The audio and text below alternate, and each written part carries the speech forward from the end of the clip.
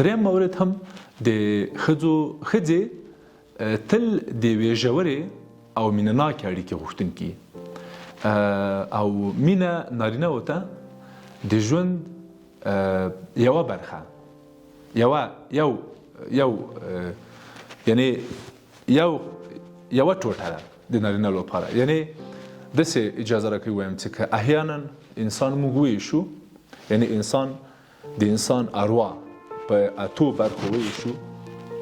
دا خبره ما ډېره پخوا هم کړې وه یو وخت کې په یوه خپرونه کې. که موږ نارینه وویشو په اته برخې کې، د نارینه یوه برخه مینه جوړوي، خو که ښځینه راواخلو او اته برخې کو، اته ټوټې وکړو، یعنې په اتو برخو وویشو له اروایي اړخه، د ښځینه هره برخه د مینې غږ پورته کوي او مینه وایي، مینه وایي.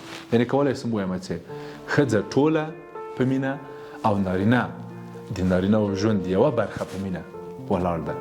اوس کېدای شي تاسو پوښتنه وکړئ چې د نارینهو دا نورې برخې یا نور اروایي ژوند یا فکر یا ذهن په څه شي مصروف ده.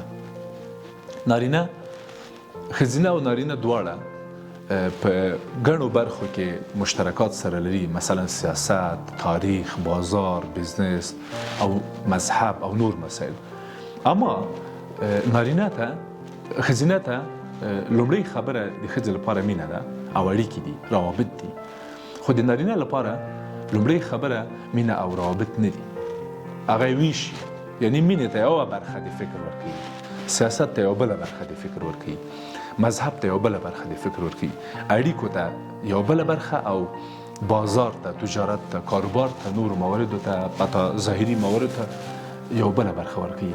خو ښځو ته حتی تظاهري مسایل هم د مینې له ادرسه شکل یا جوړښت مومي.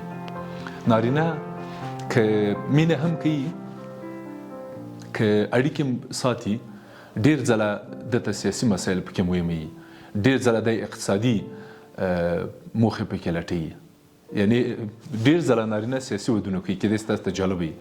ډېر ځله نارینه داسې یو چا سره واده کوي چې هغه یې خارج ته بوځي یا مثلا پیسې ورته مساعدې کړي. خو ښځې که غواړي چې یو چا سره واده وکړي چې هغه پیسه دار وي، موخه یې دا نه وي چې د ده پیسې څنګه وکاروي، موخه یې دا وي چې څنګه په هغو پیسو چې نارینه یې لري څنګه مینه جوړه کړي، څنګه اړیکې جوړې کړي. یعنې پیسې د ښځې لپاره وسیله ده او د نارینه لپاره پیسې موخه ده، وسیله نه ده، د موخې وسیله نه ده، خپله موخه ده ورته. دغه توپیر او تفکیک مې غوښتل تاسو سره دوستانه شریک. بل مورد، نارینه ډېر جنسي لیوالتیا لري او ښځینه ډېر جنسي ځواک.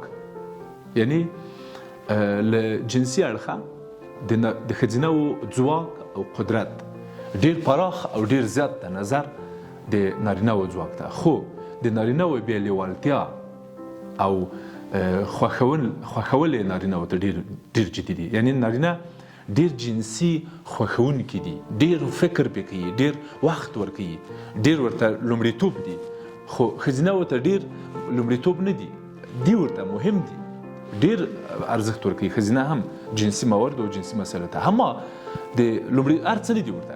یعنې ټول ژوند ښځې ته جنسي مسایل نه دي. خو نارینهو ته ډېر ځله له 80% نه ډېره فیصدي غوره کوي او یا وایم چې جوړوي. بل مورد، د نارینهو یا په ټوله کې د نارینهو فکر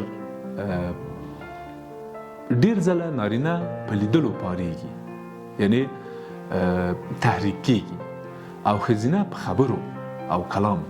یعنې نارینه بصري او ښځینه کلامي دي.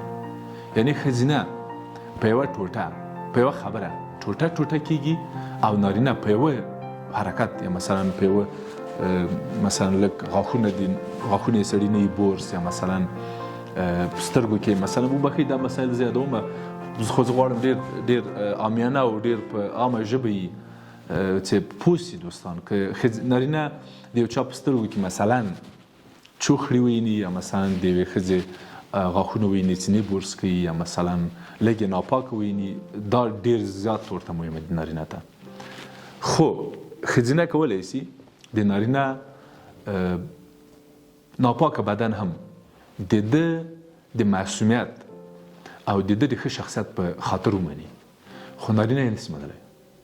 دا مې غوښتل اشاره ورته وکړم. یعنې نارینه ورته نارینه و د سترګو له لارې تصمیم نیسي او ښځینه معمولا د زړه یا د غوږونو په وسیله.